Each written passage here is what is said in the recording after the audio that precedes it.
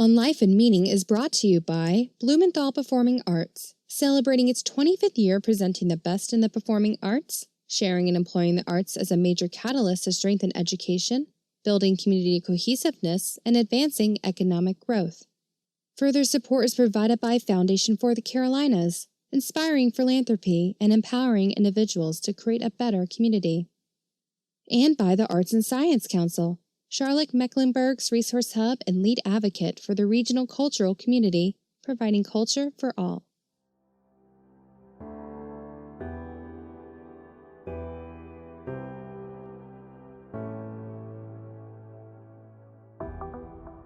That's the great gift of this work. And if that's ever not true, then it's time for me to move on. The reality is humanity is incredibly complex. We are incredibly good at our core, and there's always something to remind me of that. And we are incredibly broken and hurt each other, and there are traumatic stories that it's important to recognize and hear.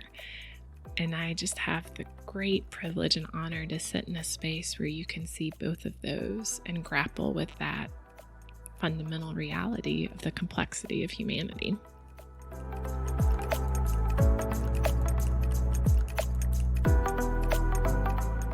Liz Clasen-Kelly is Executive Director of the Men's Shelter of Charlotte, which provides emergency shelter to men while working to end homelessness in the Charlotte region.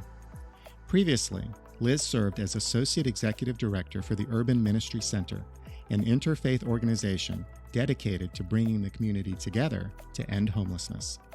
She has also served as Director of Public Policy and Community Engagement for the Council for Children's Rights. Liz has received several honors for her work, including the YWCA Woman of Achievement Community Champion Award. In this episode, we explore helping men needing shelter, working to end homelessness, abundant love, and finding Christ in the in-between. I'm Mark Paris, and this is On Life and Meaning.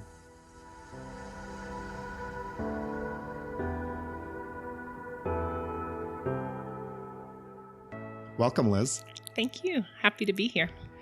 Liz, you are Executive Director of the Men's Shelter of Charlotte. How do you describe the Men's Shelter? The Men's Shelter of Charlotte is a critical safety net for our community. I frequently say we see people on the worst day of their lives. That's not always true because sometimes the worst has already happened and they're coming to us ready to reach out for help. But we provide the most basic human necessity, shelter, food, but beyond that, a sense of community as well, which I think is as critical for human survival. Liz, how many people are experiencing homelessness in this region?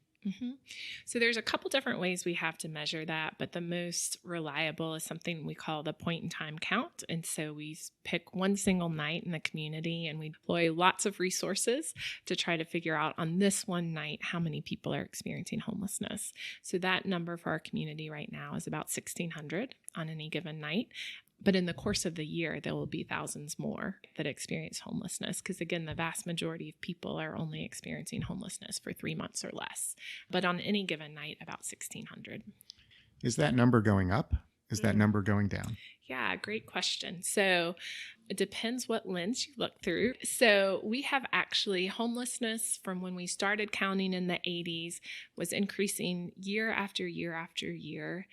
During the recession, ironically, we actually started to make progress and homelessness started going down. And part of that is because we just started investing more in housing solutions, less in just the crisis intervention services and more in housing solutions. And so during the recession and poverty was increasing, homelessness was decreasing. Now, in the last couple of years, that number started to creep back up. And ironically, when you look at the data, it is in cities that are thriving where homelessness is increasing. So it's New York, it's LA, it's San Francisco, it's Seattle, it's Charlotte. And in all of those places, as the economy booms, more people move there, causing the housing prices to increase. There's just been some interesting research. For every 10% the average rent increases, the homeless rate increases by 14%. So what we know is there's just this very real economic cause of homelessness. So as our communities thrive, we see homelessness increasing. So we've got to figure out how to get ahead of that reality. Is there a formula or an approach that guides your work? We use a formula: support plus income plus housing equals home. So kind of old school homeless services, a shelter, a place to find the basics. Moving forward on the issue, homeless service agencies have been much more focused on how do we become part of the solution of ending homelessness. So absolutely, we need to meet people with their most basic needs, ready to meet those needs. But beyond that, we have to help people see the vision out of homelessness and the path out of homelessness. So to our basic services, we've added employment services, other ways to connect our guests with income, and then really advocacy work around housing, connecting people to landlords, also providing rent subsidies to help people kind of step out of the shelter into housing. How many people are you serving? In the course of a year, we'll serve over 2,000 people. Every single night right now, we'll serve over 400 people. So that's 2,000 lives in the course of a year that have found themselves without the most basic human necessity of shelter, and we have an opportunity to serve them. If I were to walk into the men's shelter, what would I say? Well, we've had some transformation over the last year. And so we actually have two campuses. We have a campus just out of Uptown, the Tryon Shelter. That's the campus we've just renovated. Then we have a campus on Statesville Avenue, about 2 miles from Tryon, and that has not yet been renovated. So you would get a very different message depending on where you walk in. But I'm really proud of the renovation that this community invested in for Tryon. I like to say that our old shelter reminded people that you'd hit the bottom, and our renovated shelter reminds people that it's a place to start over. So in our renovated shelter, you'll see natural light, high ceilings, lots of visibility, so you always feel connected to staff. And then in our sleeping quarters, you have pods. And so you have a little sense of privacy, right? Not a ton. It's not huge. It's not your own room with a door, but it's a little sense of privacy where you feel like you can have some safety. You know, housing is so much beyond shelter. It's a sense of safety. It's a sense of home. It's a sense of where people can find you. It's all of those things. So we're trying to build back a few additional pieces of what home is at the shelter. Is there a waiting list for those people who come to your door? Oh, great question. So one of the most difficult things about our work is that there's more people seeking our services than we have available. So every single morning we have a lottery. We lottery off a basic human need of a shelter bed. So our shelter is assigned. So once you have a bed, you know that's your bed. So that's really critical for just that sense of security and homelessness.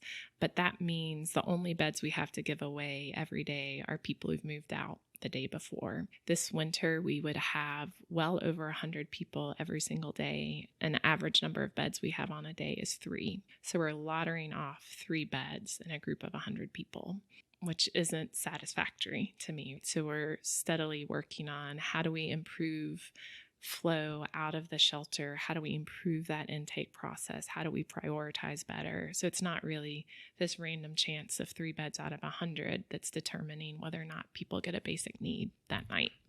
How long are men staying at the men's shelter? Our median length of stay right now is about 75 days. I'll go math nerd on you and tell you our average stay is around 160 days. And so mathematically, what that tells you is we have a small group of people who are staying long term, which is driving up our average. But most people are there just a little over 2 months or less. And so part of our key to moving forward and being a better shelter system is figuring out when people get stuck, when people are with us for 6 months or more, what different intervention do we need to move people on to improve the overall flow of our system? Liz, does the men's shelter serve women and children? So we don't serve women and children. There's another organization in town, Salvation Army Center of Hope, and they serve single women. They serve families. They have just a few family rooms. So if you're an intact family or if you're a single dad with kids, there are really very limited resources in this community. So it is not uncommon that we'll be serving a dad and then the mom and kids are staying at Salvation Army. Obviously, that's not great for a family. We also use, thanks to the county, hotel vouchers to help families stay together, but that's an expensive intervention. So certainly a growth in this community is really recognizing the different family systems that experience homelessness and how we provide interventions for those families as well. Do the men who you are serving stay at the men's shelter during the day? So we have, again, 2 campuses. Our Tryon shelter is a 24/7 campus, so there's no requirement to leave. With the way the employment market is now, that's really critical because more and more our guys are getting opportunities for 3rd shift jobs, for 2nd shift jobs. It's just not a 9-to-5 market for the opportunities that our guys have. And so our Tryon campus is 24/7. Our Statesville Avenue campus is still just overnight. So it opens at 4. It closes every morning by 8 a.m. And there are cost differentials, obviously, in running a 24/7 campus versus just an overnight campus. But more and more, there's a necessity to be 24/7 just because of the job opportunities in this community that guys have. Can a man move from the Statesville site to the North Tryon site? So that's a common part of the process. As I mentioned, the quality of shelter is very different. So it won't surprise you that most men would like to be at the Tryon campus. So part of what we're always managing is how do we determine who goes there. If you're working a 3rd shift job, that's just a necessity. So we're always trying to manage, the wait list to come to Tryon from Statesville. We are, as an organization, moving towards a Statesville renovation and looking forward to having 2 campuses that really speak to the dignity that our guests have. Liz, I noticed on the men's shelter website there is this motto, "Life goes on, you're not alone." Why that phrase? I think when we think about the word homelessness, one, we sometimes use the phrase homeless people, that it's someone's primary descriptor. But homelessness is only descriptive of a temporary state. It refers to a loss of housing. It doesn't define someone. But I think there's a lot in the experience that makes people feel like it's someone's dead end. And so we really work hard to message to our guests that this is just a short-term experience and there's absolutely life after this. When we renovated our Tryon shelter, on the walls, we hung stories of Steve Harvey, of Jim Carrey, of LeBron James, people that folks might or might not know experienced homelessness at one point in their life. And so we want our guests to remember that there is life beyond this. And part of what we're doing as staff, my colleague Joe Hamby uses this great phrase, sometimes we're someone's bridge to hope. Part of what we're supposed to be doing is holding out a vision for someone's life that maybe they can or can't grasp at the time. But we need to be disciplined and always seeing what's possible and helping guests believe in that vision themselves. Are guests believing in that vision?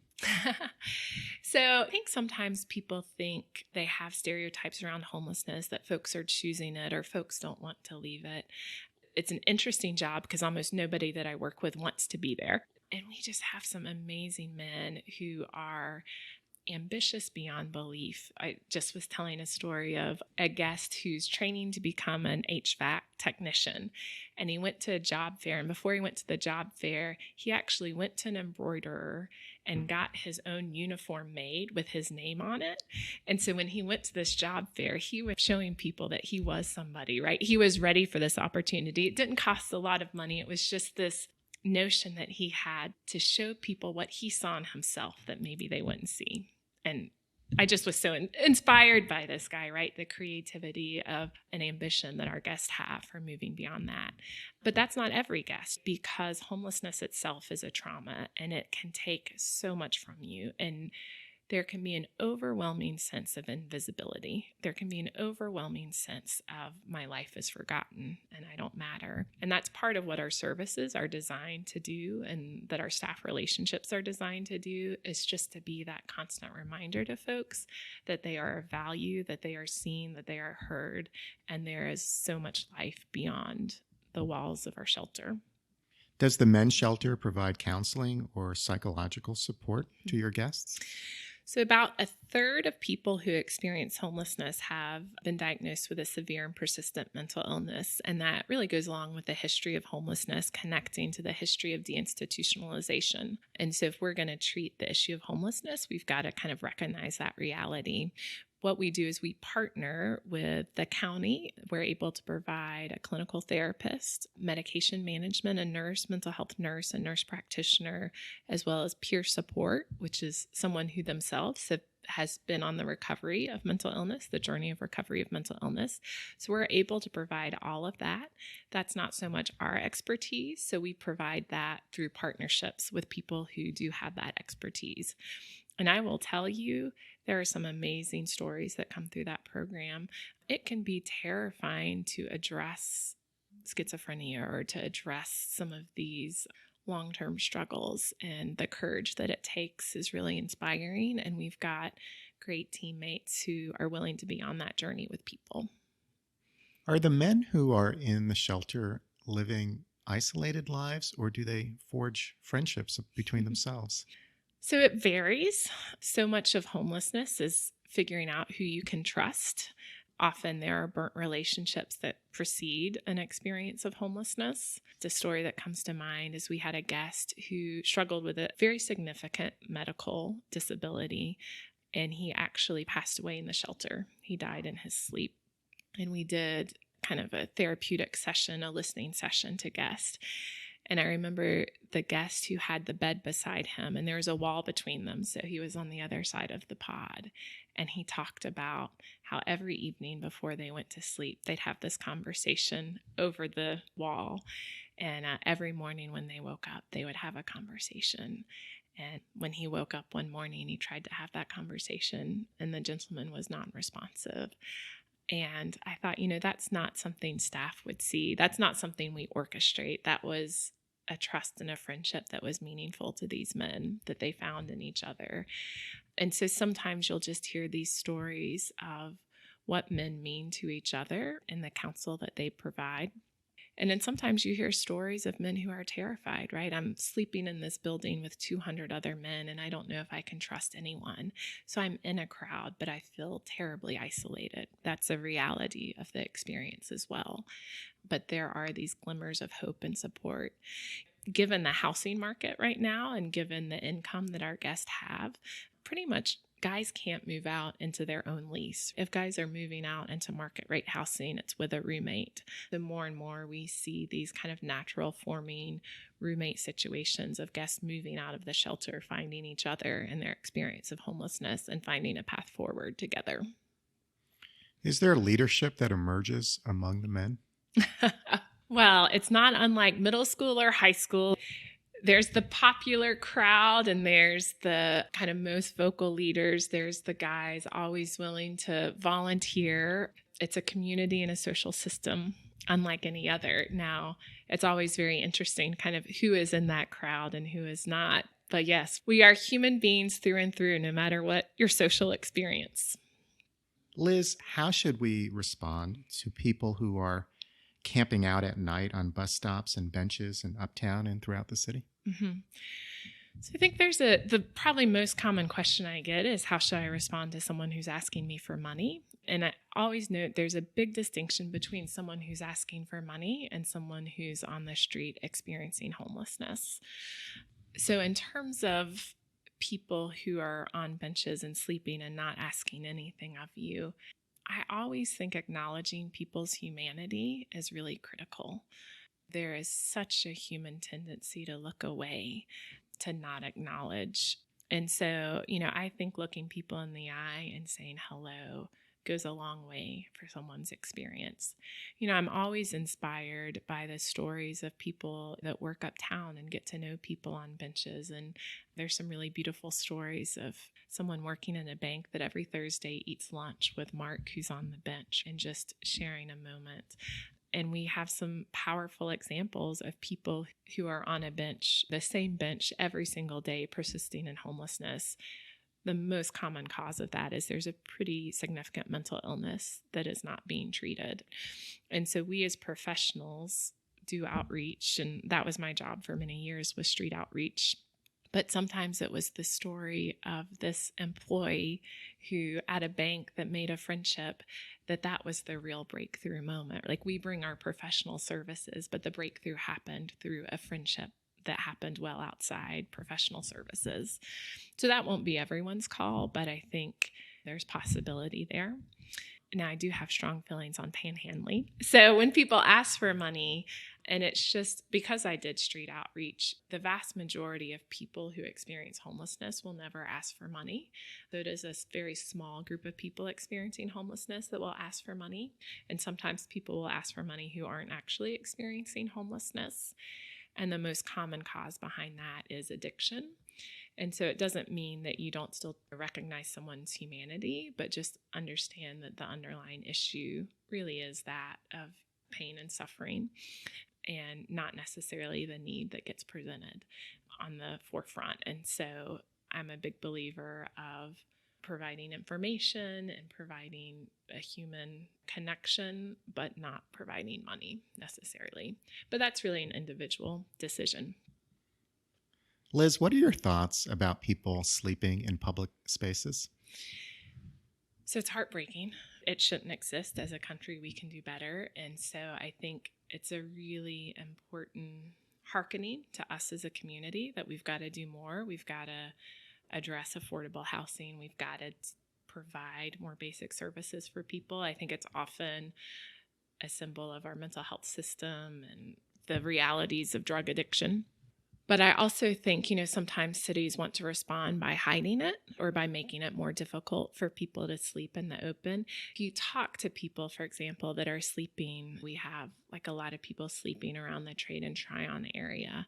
What they'll tell you is that they feel safer. They feel safer with people being around, that there's a presence of security in uptown, and that is a more comfortable setting for them than, say, there are some people who choose to sleep in very hidden areas, that they might camp by railroad tracks or by places that people don't often go by, and that feels safer to them, that they have a greater sense of privacy, that they'd rather deal with the realities of possums and raccoons than kind of being out in the open with other people.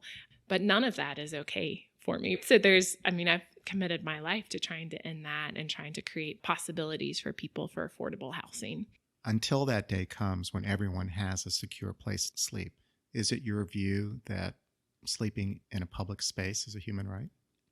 Well, so actually the federal government has had a say in this, which is sleep is just a basic human need. And so if there are not places for people to sleep safely, then public spaces become that stand-in for people to get this thing that all human beings need.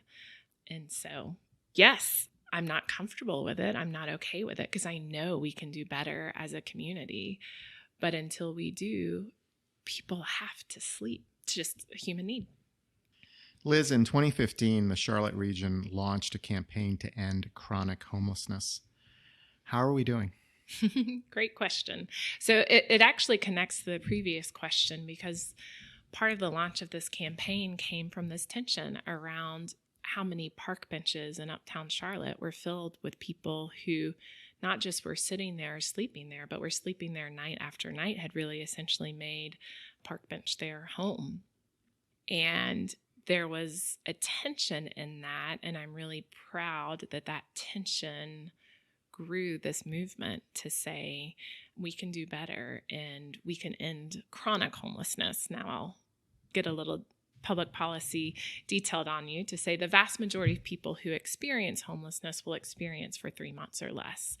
There is a small group, generally about 10% of the homeless population, who persist in homelessness, who are in homelessness a year or longer. And there's almost always an underlying disabling condition, mental illness, physical health, addiction, often some combination. So this initiative was really for that 10% of the folks experiencing homelessness. And often what they need is not small, it's not insignificant. They need affordable housing plus support services to be able to succeed in that housing. So it's something we call permanent supportive housing. Probably most well known in our community is a place called Moore Place. It's an apartment complex, 120-unit apartment complex off Graham Street. It's not just, it's studio apartments at affordable rents, but there's also on-site a nurse, there's a case management staff, there's services that are there to help people succeed. And the people living there are often the people, for a long time in homeless services, we thought there was no way out. We thought these were the people who are always going to experience homelessness. But then thankful to some thinkers in the issue of homelessness who said, no, we believe housing is possible. It's just a matter of what supports are needed for someone to be successful. And I could fill up this entire podcast with stories of transformation that have occurred when you provide people the right housing and supports. So this announcement in 2015 was really to say, hey, we believe no one needs to persist in homelessness. And as a community, we can come together and provide enough permanent supportive housing for people experiencing chronic homelessness. When we announced this, we did some kind of major community initiative to create a registry of everyone experiencing chronic homelessness. There were a few more than 500 people on the list. I forget the exact number, but it was somewhere between 500 and 600. So it's been 4 years. At one point, we got that list below 300. That list has now crept up. It was 412 last month. So what's interesting is in those 4 years, we've actually housed more than 500 chronically homeless people. What we've failed to do is stop people from entering chronic homelessness. And so to me, it's a real learning about the system, which is you can't just create end destinations for people. You've got to create some mid-level interventions along the way. So when someone's been homeless 4 months, that we're creating housing solutions for them, as well as someone who's been in homelessness for 2 years. And so I think it's been big learning, community coming together, a lot of work. I wish that I could say, our list was now at 100. I believed for a long time that that's where we've been, that's where we would be. But particularly with this housing market, there's just more and more people every month being added to that list. And at this point, every month there's more people being added than are moving out. Well, that raises a question, Liz. Do shelters and permanent supportive housing for people experiencing homelessness attract even more people in similar circumstances to the city? That is a question that gets asked in every U.S. city. There's multiple elected officials in every U.S. city that say, hey, if we create a better homeless service system, won't we be attracting people here? We actually have some data on this. So every year when we do the point in time count, we ask, are you local? How long have you been here? And what brought you here if you've moved here? And what we find is that people experiencing homelessness are no different than maybe you and I, who have both moved here. The things that draw people to Charlotte are not the services, it's the opportunity. And so you hear people talk about the promise of jobs. You hear people talk about services, but less so about specifically homeless service systems, maybe more so about transportation and access to quality health care. You do hear people talk about the weather. My husband's from Michigan, so if you ask him why he moved to Charlotte, he'll absolutely tell you about Charlotte winters, which he adores now.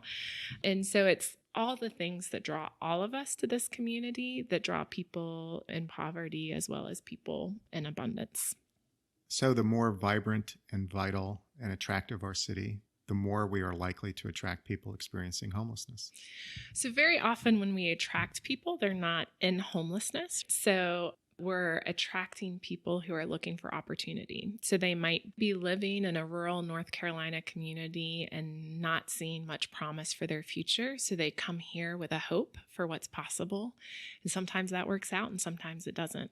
Sometimes it just doesn't work out for a short time period. Again, we see folks from the shelter all the time from rural counties in North Carolina, but sometimes those are the people with us just for a month or two, and then they're able to really embrace the opportunities Charlotte has to offer and move beyond.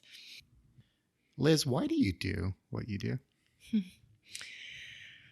So I can reflect on kind of why this was the case, but I think for much of my life, I've kind of associated with the other. I've kind of felt like I don't quite fit in. And because of that, it gives me a perspective to really see the possibility and potential in folks who are otherwise considered other to our society and community. So fundamentally, it's because I love and believe in the people we serve and believe that they can be a great benefit to our community. And so it is with great joy that I go to bat for them every day. But why is this work so meaningful to you? You know, so much of life that happens is orchestrated or not real, or we're dealing with surface issues. You're on social media, you're seeing the picture people want to paint, or when you're talking with people, you're talking with people on the surface. I get to meet people in such vulnerable states every day. I get to see who people really are because there's so much going on in their life. They don't have the resources to be anything other than who they are. And when you get to meet humanity at its core, it is profoundly beautiful and sacred. Yeah, it's such an honor to be with the realness of life, the realness of suffering, the realness of hope and possibility, all of that. And when you're finding people housing, like that's just square one, right? Like that's the base of what every human being needs to move beyond. Like Maslow's hierarchy of need is a very real thing. I see it every day. And so you're seeing people in all their complexity and beauty, and then you're working to provide them that base to take the next step. And oh my gosh, how lucky am I? How amazing is that to wake up and have the opportunity to know people and to help people take their next step. What keeps you going? I feel very called to do what I do. And so I operate generally in a place of joy and feeling like my gifts are being used well. And so while it has its challenges, but because I feel like I'm where I'm supposed to be, there's an ease that comes with that. But it is the meaningfulness. It is the just joy. Like there is not a day that goes by that I'm not in awe of one of our clients. There's not a day that goes by that I am not completely humbled by someone's goodness, by someone's hope. You know, there's not a day that goes by that I'm not reminded of my own growth that I need to do as a human being, that I think, my gosh, if I were in this situation, would I be able to be this kind? Would I be able to have this perspective? So I'm constantly learning from the people that we serve the ways that I myself need to grow and evolve. And so it is that kind of marveling at humanity, I think, that keeps me going. Liz, I'd like to talk about the life that you've led that has brought you to this work and to this calling. Where did you grow up? So I grew up in the mountains of East Tennessee in a place called Kingsport. I think Kingsport's a really interesting place because it's a company town. And so its main claim to fame is its headquarters of Eastman Chemical Company, formerly Eastman Kodak. And that's interesting because what it meant is that it drew people to the town that often were well educated and came from wealth. But it also drew people from the surrounding rural communities that were there for opportunity. And so what that led to were a lot of what I refer to as mixed marriages. And my parents are an example of this. And most of my friends' parents were also examples. So my dad came from wealth. He was well-educated, chemical engineer, Navy man, came to Kingsport for the job opportunity. But my mom came from Harlan, Kentucky. She was raised by her grandparents, and her grandfather was a coal miner. Small house, outhouse, bought food at the company store on credit. Her schoolhouse was one room. She didn't even grow up in Harlan. She grew up in Mary Helen, which was this coal mining camp outside of Harlan. And so just these two vastly different experiences that my parents had, which I think very early on in life led to a great awareness of this kind of class and economic difference. And that was, I think, for a lot of people in my hometown. How is that navigated in your own home? Well, so it took me a long time to realize a huge part of why I do what I do is actually this experience. And so my dad's family were very achievement oriented. I still kind of can't believe this, but even to us as kids, they let it be known that they were displeased that my dad married my mother, that they thought he could do much better. And they thought my mom's kind of family was this mess. So like my mom wasn't raised by her mom. Her mom was married 5 times. Like there's lots of divorce. There's lots of drama in my mom's family. But if I were to describe how I experienced my dad's family, I earned their love through achievement. I was a straight A student. Like we would show them my report card. That was how I earned their love. And if you were to ask me to describe my mom's family, like maybe I had some awareness of this drama, but mainly I would tell you stories of sitting around the kitchen table, eating Granny's homemade cake and listening to stories and laughing. And I was loved because I was loved. There was no earning about it. Love was abundant. And I realized my dad's family missed this, and all of their judgment, they couldn't see all the life that was there for the having. So I think about that when I think about Urban Ministry Center and I think about Men's Shelter of Charlotte. You can address it with judgment. You can come and bring all sorts of judgments to the table. But my goodness, you would miss the cake and the stories and the love that is abundant. I couldn't have articulated that when I was 22, that was part of why I was doing the work that I was doing. But as time has gone by, I realized this kind of key difference in my different grandparents is really critical to how I view the world today. Brothers or sisters? Mm-hmm. I have both a sister and a brother. We each have very different childhoods, I would say. There's age range between us, but interestingly, we've all ended up in occupations that are some way trying to make the world better. My brother spent time working for Child Protective Services. He's now a juvenile court probation officer.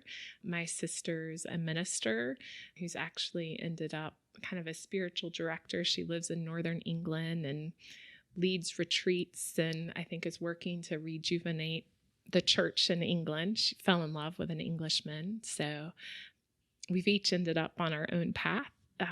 My father was an engineer and planned for each of us to be an engineer. And so has been sorely disappointed. But now I think we've changed him more than he's changed us, he would say. What was important to you as a young person? Oh, well, you always look back on yourself and like you get a little embarrassed about who you were. And I'm still like this. I'm working on it. I had an intense need to be right. I was really into math. I was nerdy. I was like president of the math team, when I was in high school. Like you actually travel. That was like my sports team, right? I traveled and competed in math competitions. And what was appealing to that was things had a right and wrong answer. I think a huge part of my evolution as a human being has been in embracing gray. And that's always the tension in myself that I'm confronting is this desire for there to be right and wrong and move towards what's right. I had this it cracks me up.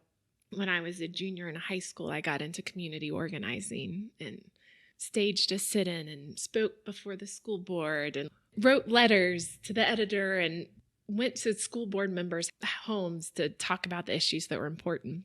But if you ask me what I was advocating for, it's so embarrassing. It was all about our AP class schedule and moving to block scheduling. And it just reeks of elitism and it reeks of how small my world was, that I was advocating for more opportunities for people that already had opportunity. And so I'm pretty embarrassed looking back on that. But it is instructive to me that early on in life, I believed that I could change things. I believed that I could play a role in shaping public policy. My mom was very involved in League of Women Voters, and I think that was part of it. And we did. Our student voices mattered in shaping public policy. So I hope that I've evolved now and what I use that power to advocate for. But that's just a little sneak peek of Liz back in her high school days. Liz, while you were in high school, you had a significant religious experience. What was that experience? So I had always grown up going to church, as did pretty much everybody else in my hometown. But when I was 18, I had, really what I would call a born again experience. So when I was a senior in high school, my dad got transferred to Singapore. My mom stayed back in Kingsport so I could finish high school, and I was student body president that year. And so they kind of gave me that gift of being apart for a year so I could finish. And the agreement was that we would go visit him in Singapore. Now that sounds very exotic, but I was a kid from small town East Tennessee, and I was only sad that I had to leave my friends. Our last summer in Kingsport, that I was going to this faraway place. I wasn't very happy about it. While we were over there, the greatest gift that I got was the chance to see Christianity from a minority experience.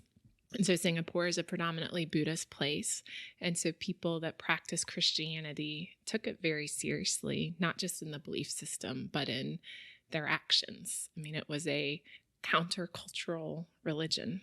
So we took a cruise while we were in Singapore, and my sister at this point was very religious. And so, our family always prayed before meals. And so we said this prayer, and a cruise worker came over and said, "I saw you praying. Are you Christian?" He was so excited to have a Christian family on the cruise ship.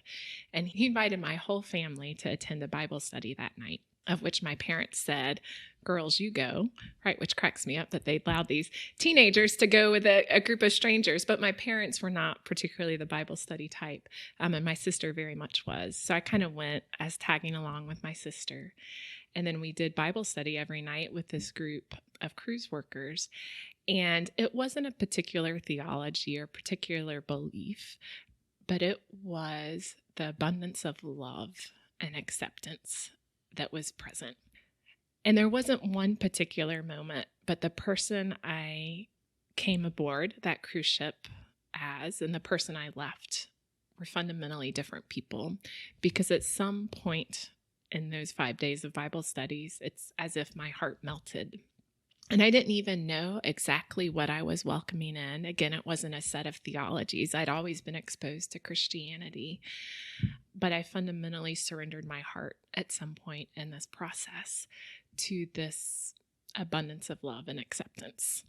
And it was for me, from a Christian perspective, really an experience of Christ's love. And it fundamentally changed me. It fundamentally changed how I looked at the world and how I operated. Did you realize it then? So my sister was very religious at that point and had always prayed for me and worried about me. And I remember having a conversation shortly after we got off the cruise ship where she kind of said, "Oh my goodness, you are different." My defenses were down. I'd always had this huge defensiveness with her. And she kind of recognized how different I was. Liz, you had this experience in Singapore where you felt transformed. Within a month or two, you went off to college. Where did you go? So I went to Davidson College, just here outside Charlotte. Some people know that that's what they want. I actually had a kind of very small view of the world, and I didn't apply to a bunch of places, but I said I wanted a school. I thought I was going to major in math, so I wanted a strong math program, and I didn't want to go far from home. But I had always valued academics, and I wanted to go to a place that was challenging.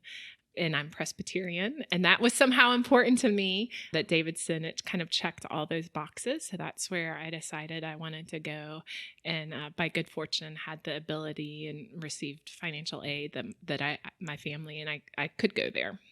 So here you are at Davidson, having had this experience over the summer. Were you filled with a certain religious fervor? Absolutely. I definitely kind of hit the ground running with this newfound religious energy and enthusiasm.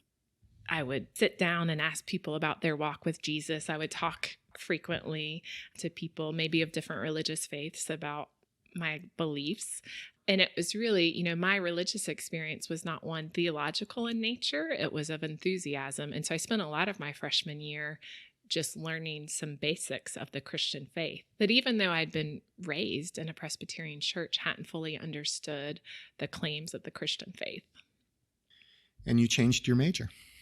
Well, not that year. So that year I was still all set to be a math major, taking math classes. And actually, a lot of the religious pieces that I was learning spoke to that. There's different ways to approach religion. And certainly that freshman year, the one that appealed to me was there's right and wrong, there's clear rules, there's equations of what grace equals. And so that was the particular religious language that spoke to me. And then I ended up at the Urban Ministry Center that summer. And all that structure that I'd built about clear black and white and right and wrong suddenly crumbled. How so? Well, I'll just give you an example of a relationship I developed that summer. So there was a woman, Carolyn, who had a very tragic life, had ended up on the streets, was engaged in prostitution. She developed HIV and AIDS and was dying that summer. So I spent time with her in the hospital, and she died shortly after that summer in the fall. And particularly, I think in evangelical faith, there's a lot of kind of black and white rules about sexual morality. That summer, I also met someone who was intersexual, so was born both male and female, and talked about the struggle to find her space in the Christian church. And suddenly you just realize, like, all this black and white stuff that you're taught, there's so much more gray in that. And so what I knew of Carolyn is that she had for years been engaged in prostitution, and yet the goodness of her was so clear. That she had lived through a tremendously traumatic childhood, was living in a tremendously traumatic present, and yet had a sense of humor, yet found ways to care for other people. That you could judge her in all sorts of ways, but again, you would miss out on the gift of who she was, which I just had the gift of seeing so clearly as she was passing away. And I realized all these rules that I had set up, I was going to miss the bigger picture, this bigger gift of human love and of human dignity and the sacredness of each human life. So I say that's my second born-again experience where I learned to embrace gray, that I let go of this architecture I'd created around right and wrong and just learned to look for love and goodness.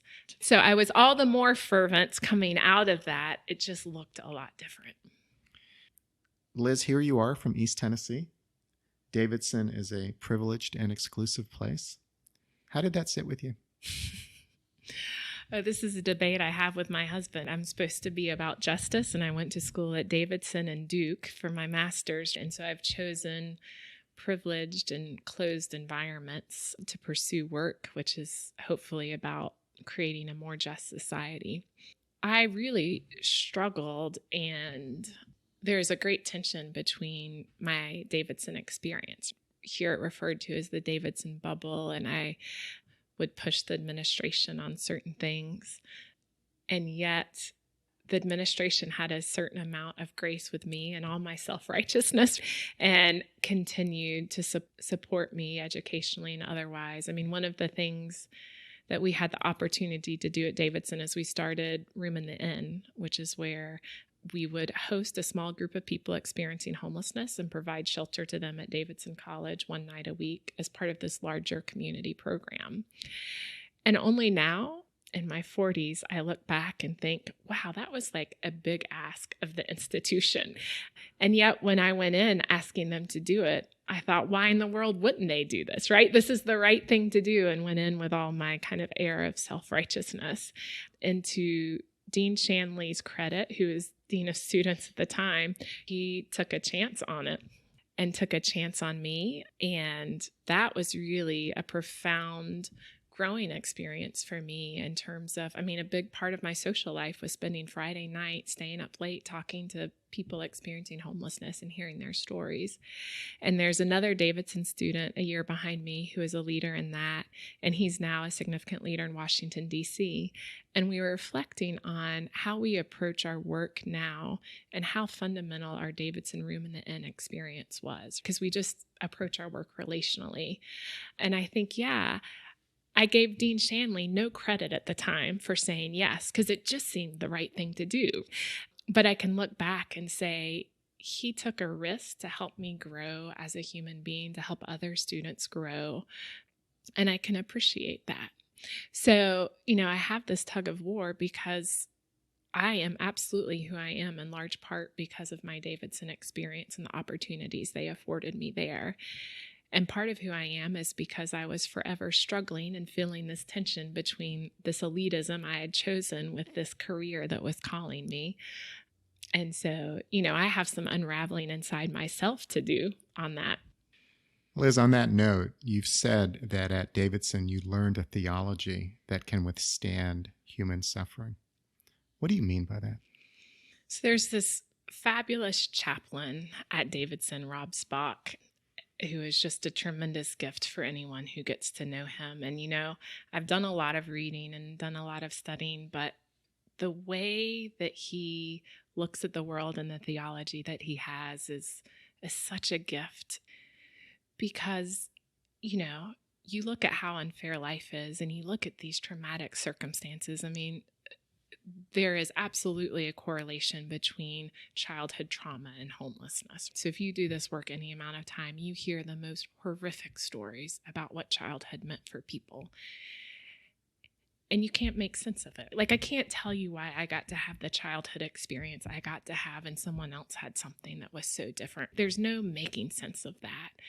And so Rob had a way of understanding and looking for God in the in-between, not an over and above God, but the God that is the grass coming through the crack in the sidewalk, the Christ who is suffering on the cross. He's not immune from this suffering. He's in it and with you in the suffering. It is a God who suffers alongside you, and somehow there's hope in that. And so, because you can't make sense of it and you can't not be angry at how different people's life circumstances can be. So if you don't try to look for justification and why it's different, but you look for presence and reality, it allows you to continue to do this work and have hope that somehow together we can move towards something better. In the clients that you interact with every day, the men that you see, do you see the face of Christ? Every day. Every day. But all of us have that opportunity every day to see God at work in this world. But it's often not in the kind of most traditional places, I think, that you would look, but it's in the crevices where I see God at work. That's fundamentally a Christian promise in Matthew 25, which is if you go to the margins, if you go to brokenness, if you go to hurting, there's this promise that you're going to see Christ. And I've had the very good fortune of getting to work in that space. What a privilege. And it is not, the response is just to be humbled time and time again of how much work I have to do. It's not like somehow I'm evolved and a better person for doing this work. Actually, the work just reminds you of your own sin and how much further you have to grow. What happened after Davidson? Yeah, so after Davidson, I kind of did a year of service through AmeriCorps Vista, and then I had the chance to come back to Urban Ministry Center. Very random how I had that chance, and yet not random at all, I would say. And so I spent most of my adult life working at Urban Ministry Center, and then had the opportunity a few years ago to lead Men's Shelter of Charlotte, and felt very called to that opportunity. Liz, who is Dale Mullinex? Dale Mullinex is certainly, I'll joke and say I was raised by Dale Mullinex. So I met Dale when I was 19 and I started as an intern at Urban Ministry Center. He was at that point one of 3 staff members at Urban Ministry Center. It was only 2.5 years old. And Dale Mullinex I would put right up there with Rob Spock, chaplain at Davidson. Dale is a tremendous community leader. You could say a lot of things, but at the core, Dale Mullinex has really phenomenal theology that allows him to be the leader that he is and allows him to see the world as he sees it. And at the end of the day, he's put that theology into practice. I think Urban Ministry Center is as much a community as it is an organization, maybe more so. And it's kind of some of his fundamental philosophies and theologies that have created what it is today. Because he really approaches work as family and as kind of recognizing people as human beings, compassion to staff as well as to those that the center serves. Those are his fundamental leadership principles, and it's been a real gift to watch that unfold and what it can create. And for the center to grow from a staff of 3 to a staff of over 75 in the course of 25 years. It's really phenomenal to have watched and gotten to be a part of. Earlier in our conversation, you referenced feeling like the other. Mm-hmm. How is it that you felt like the other? I think most of us, if we look inside ourselves, have that experience of feeling like the other. For me, I think it was kind of twofold. One, it was my mother and kind of her experience of poverty and that tension between my dad's family and her. And then I think it's weight, right? So part of being a white woman in the South is skinniness has its certain gold star standard, and struggling as someone who has struggled with weight in my life, I think that also impacted my sense of other. And third piece would be I have some chronic illness. So when I was 9 years old, I started getting sick and really struggled with that until my mid-30s when I finally got the right diagnosis. But I think just that experience of some pretty intense physical suffering for many years, also all of that kind of combined for whatever reason to have this sense of otherness. And also fully recognizing incredible white privilege that came along with that experience as well. Aren't we all the other? I can only speak for my own experience, but the more people I know, I think every one of us deep down has some sense of connectivity to being the other. And oddly enough, that otherness becomes the basis of connection. Aren't human beings fascinating? It's the very sense of feeling disconnected that gives us the opportunity to connect. I think grappling with our deepest fears and insecurities at the end of the day is what really allows us to move forward into creating community. Liz, you've said every day you're heartbroken, and every day you're given hope. That's the great gift of this work. And if that's ever not true, then it's time for me to move on. The reality is humanity is incredibly complex. Like, we are incredibly good at our core, and there's always something to remind me of that. And we are incredibly broken and hurt each other, and there are traumatic stories that it's important to recognize and hear. And I just have the great privilege and honor to sit in a space where you can see both of those and grapple with that fundamental reality of the complexity of humanity. Liz, what do you value most?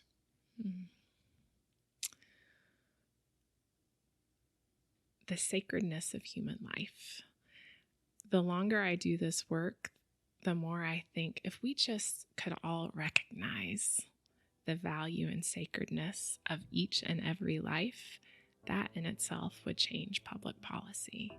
And I say that with humility of saying inside myself, like, I still have work to do on this, and I recognize that. And my hope is I move closer to that every day of just being in awe of the value of an individual life. Thank you so much for your time today, Liz. Thank you so much, Mark.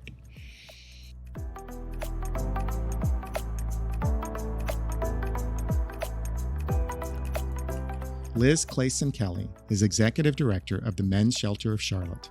She earned a bachelor's degree in religion from Davidson College and a master's degree in public policy from Duke University.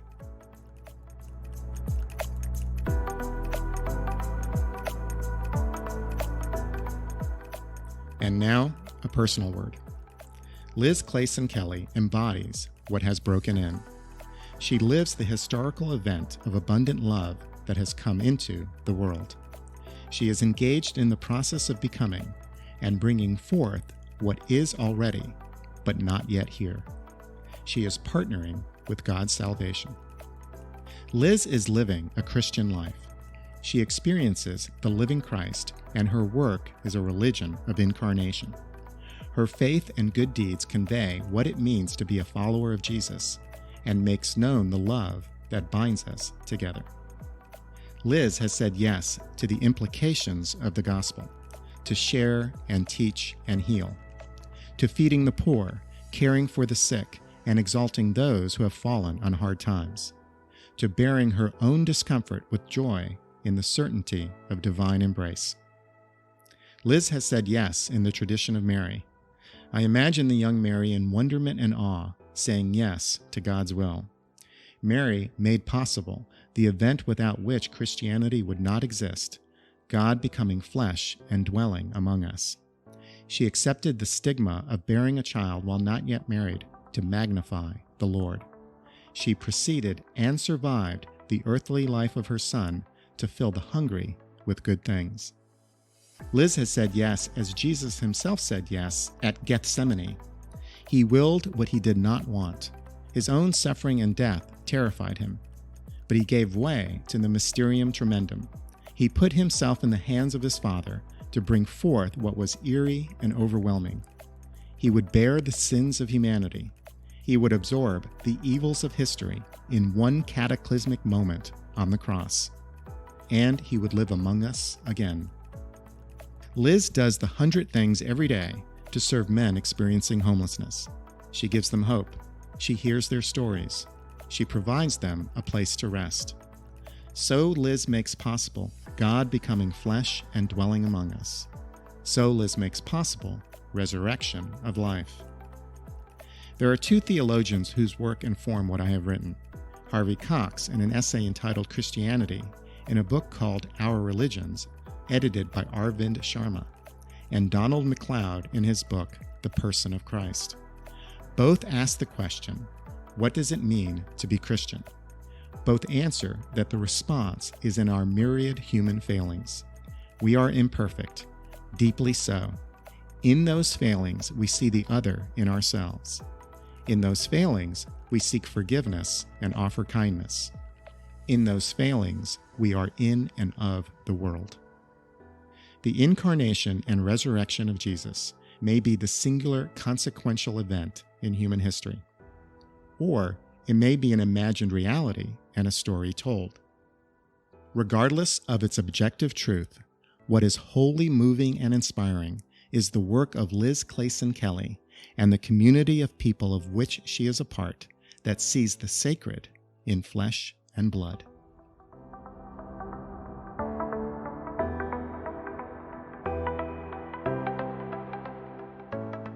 This is Mark Paris, and you've been listening to On Life and Meaning. Additional support for this podcast is provided by the UNC College of Arts and Architecture, celebrating a decade of creative education in the arts and design.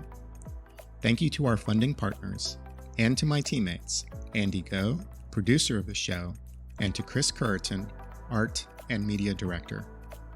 This is how you can help. Please write a review on iTunes. It helps us grow our audience.